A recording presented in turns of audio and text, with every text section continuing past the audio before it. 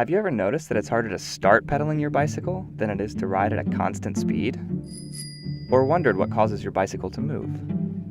Or thought about why it goes forward instead of backwards or sideways? Perhaps not, and you wouldn't be alone. It wasn't until the 17th century that Isaac Newton described the fundamental laws of motion, and we understood the answer to these 3 questions. What Newton recognized was that things tend to keep on doing what they are already doing. So when your bicycle is stopped, it stays stopped, and when it is going, it stays going. Objects in motion tend to stay in motion, and objects at rest tend to stay at rest. That's Newton's first law. Physicists call it the law of inertia, which is a fancy way of saying that moving objects don't spontaneously speed up, slow down, or change direction. It is this inertia that you must overcome to get your bicycle moving. Now you know that you have to overcome inertia to get your bicycle moving, but what is it that allows you to overcome it? Well, the answer is explained by Newton's second law. In mathematical terms, Newton's second law says that force is the product of mass times acceleration. To cause an object to accelerate or speed up, a force must be applied. The more force you apply, the quicker you accelerate.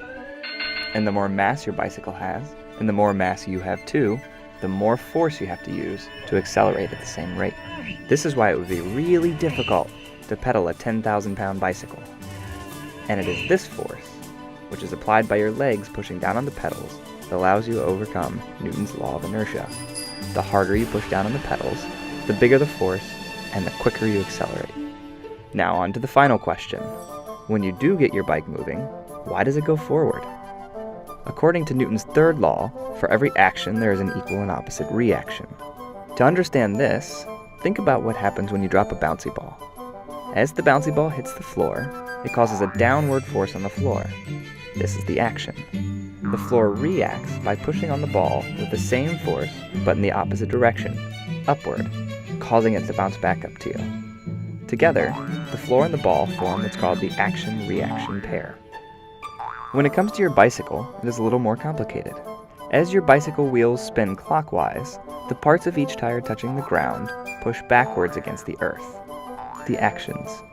The ground pushes forward with the same force against each of your tires. The reactions. Since you have 2 bicycle tires, each one forms an action-reaction pair with the ground. And since the earth is really, really, really big compared to your bicycle, it barely moves from the force caused by your bicycle tires pushing backwards. But you are propelled forward.